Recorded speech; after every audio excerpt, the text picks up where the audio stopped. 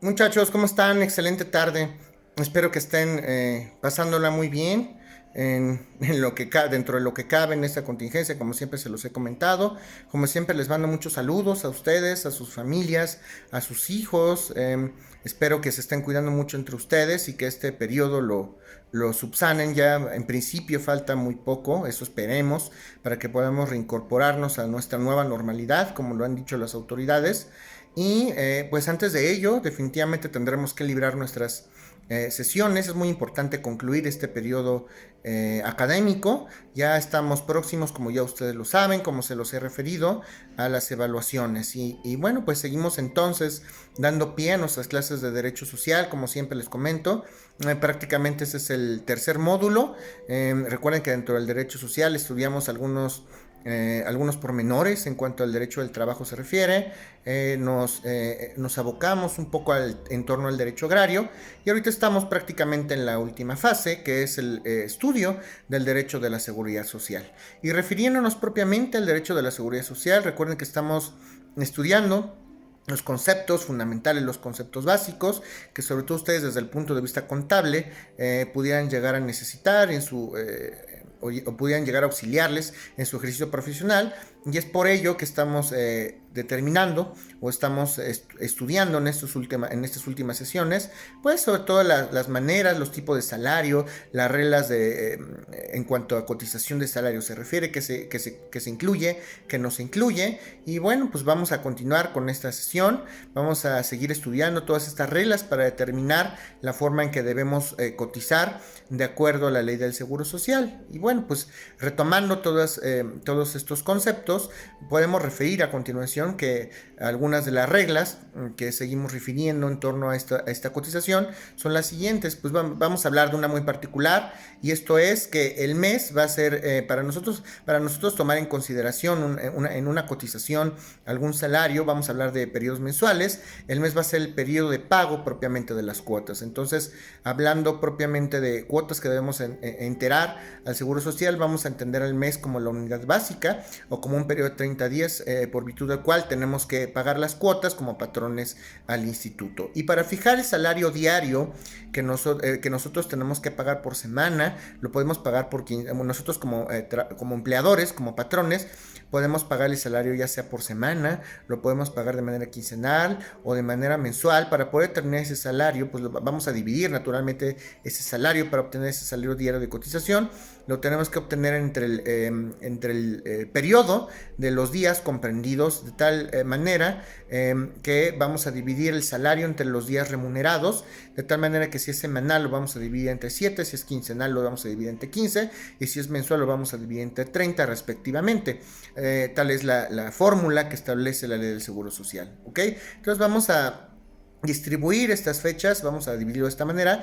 Y si hay otro tipo de fechas de pago, vamos a hablar catorcena o cada 20 días, pues bueno, vamos a dividir el salario mensual entre pues todos estos días, entre 20, entre 14, entre el periodo que sea de pago propiamente, para que nosotros podamos entender y obtener propiamente las cantidades deseadas. Si el salario se estipula entonces por días, si es inferior a estos días que estoy hablando de pago, vamos a suponer que es el salario lo establecemos por día, obviamente no vamos a dividir entre días. Si a mí me pagan por día, vamos a dividirlo entre 60 horas.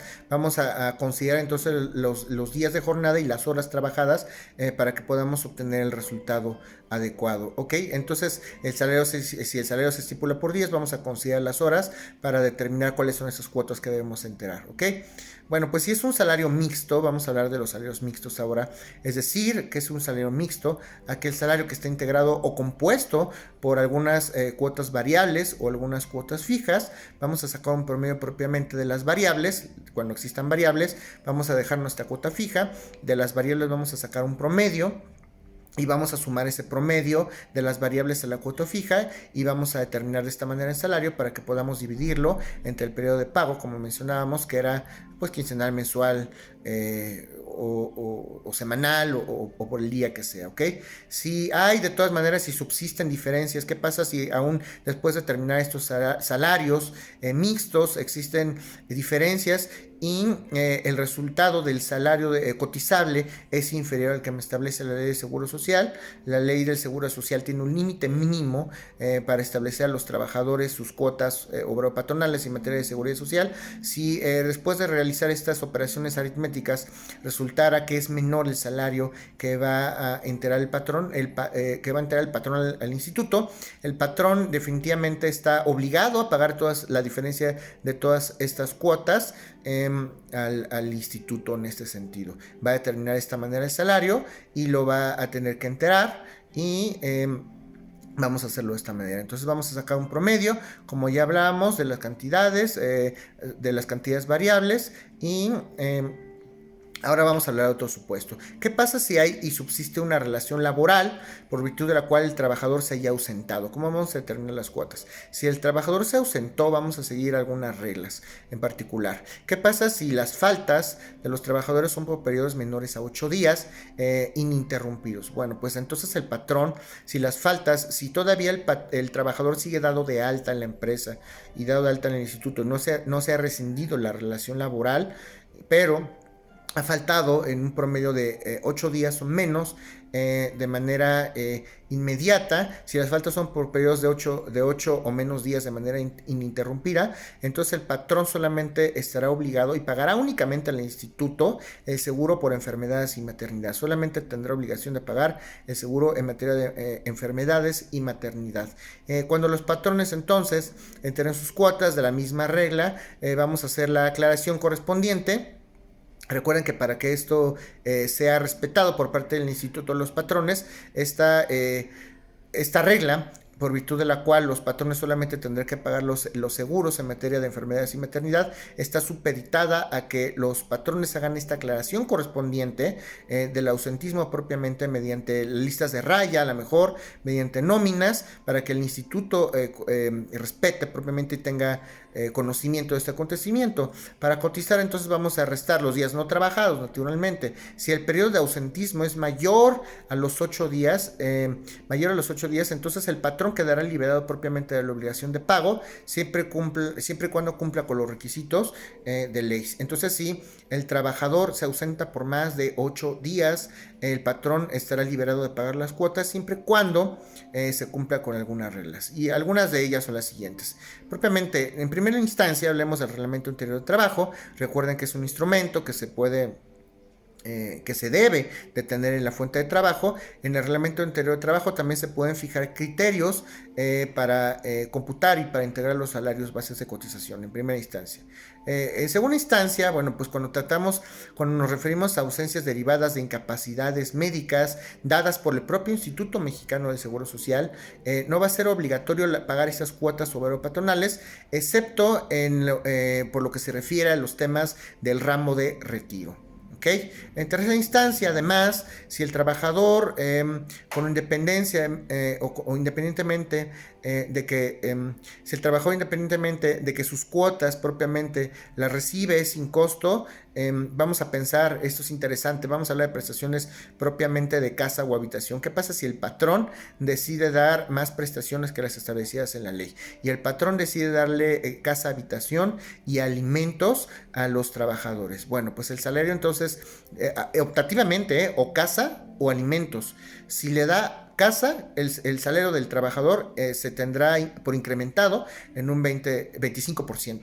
Si le da casa como prestación adicional el patrón, si el patrón al trabajador le da casa, habitación como prestación al trabajador de manera independiente y adicional, su salario incrementará en un 25%. O si le da alimentos sin casa, también incrementará en un 25%. Pero si le da ambos, si el trabajador recibe por parte del patrón este beneficio de casa o habitación, su salario se tendrá incrementado o aumentado en un 50% para efectos del cómputo de los salarios bases de cotización. Y tratándose de alimentos específicamente, vamos a hablar y vamos a entender que la ley del Seguro Social entiende que son 3 alimentos al día. Si solamente comprendemos uno de estos 3 alimentos, por cada alimento que se vaya a dar de manera adicional como prestación por parte del patrón al trabajador, vamos a incrementar por cada alimento el salario base de cotización en un 8.33%. Repito, por cada alimento de los tres, si es que no sean los tres alimentos, se entenderá incrementado el salario base de cotización del trabajador en un 8.33%. ¿Ok? Y entonces, para demostrar o para asimilar o para inferir ese tipo de prestaciones en dinero, si el trabajador trabaja para varios patrones, también es esto supuesto. ¿Qué pasa si el trabajador tiene varios patrones? Bueno, pues se van a tomar en cuenta. Esta es una pregunta que luego muchos tienen en la mente. ¿Qué pasa si yo tengo varios trabajos? ¿Me van a seguir considerando mis cuotas? ¿Cuáles sí, cuáles no? Pues todas las cuotas. Si ustedes tienen varios trabajos, todas esas cuotas o todos esos salarios se tienen que tomar en consideración. Todos los salarios se tienen que tomar en consideración para determinar las cuotas obrero-patronales y un salario base de cotización. Si aún así el patrón, si aún así después de esto el salario que está recibiendo el trabajador no alcanza los límites mínimos de cotización por parte del instituto, pues el patrón va a tener que compensar las cantidades restantes, como siempre se ha dicho. Digo, a lo mejor para nosotros nos va a sonar un poco coherente, como si tengo muchos trabajos va a haber diferencias y no me van a estar pagando el mínimo. Pues recuerden que hay trabajadores que hay patrones que no pagan a sus trabajadores el mínimo y tienen que conseguir varios trabajos para poder subsistir, y aún así pues a veces no les alcanza. Si hay por ahí alguna diferencia para asimilar o completar la mínima cuota o salario base de cotización en materia de seguridad social, pues los patrones tendrán que completar estas cuotas. Aunque bueno, pues ya si también es como nosotros pensamos, por lógica, tenemos varios trabajos y en esos varios trabajos pues tenemos un salario mayor al ínfimo límite que establece el seguro, pues bueno, ese será propiamente el cómputo para establecer el salario base de cotización en materia de seguridad social y en materia laboral, ¿ok? Y bueno, vamos a seguir hablando de algunas reglas concretas, a reglas que deben seguirse propiamente cuando un patrón modifica el salario estipulado. Vamos a empezar a hablar de algunas de ellas hoy. ¿Qué pasa si el patrón entonces modifica el salario a los trabajadores en materia de seguridad social? Pues se deben seguir algunas reglas. En primera instancia, el patrón, si el patrón varía el salario del trabajador, inmediatamente debe de dar aviso al instituto de esta modificación al salario dentro de los 5 días subsecuentes a que haga esta modificación. Si es bimestral, si el pago en materia de seguridad social se hace bimestral, como ya lo habíamos comentado en algunas sesiones, vamos a pensar en los meses de enero, en los meses de enero, de marzo, de mayo, en los meses de julio, de septiembre y de noviembre, dentro de los 5 días subsecuentes a que 5 días posteriores a que acontezcan estos meses, se deben de dar estos avisos respecto a las modificaciones de los salarios promedio, ¿ok? Bueno, hasta ahí lo vamos a concluir el día de hoy, muchachos. Seguiremos el día viernes con nuestras sesiones subsecuentes en materia de derecho de seguridad social. Como siempre, les reitero mi eterno apoyo. Por favor, ustedes estén al corriente, hagan, no sé cómo lo trabajen, si hacen notas, si hacen resumen, si hacen cuadro, si repiten los videos, si no los repiten. Yo quiero referirles que como siempre estoy a sus órdenes a través de los medios que ya conocen, ya sea Classroom, ya sea chat, ya sea WhatsApp, ya sea de manera escrita o verbal, telefónicamente incluso, si ustedes así lo desean. Entonces, traten de no dejar todo el último, porque saben que pues estamos prácticamente acercándonos al periodo evaluativo y será complicado posteriormente. Saludos a todos, muchachos. Tengan ustedes una excelente tarde.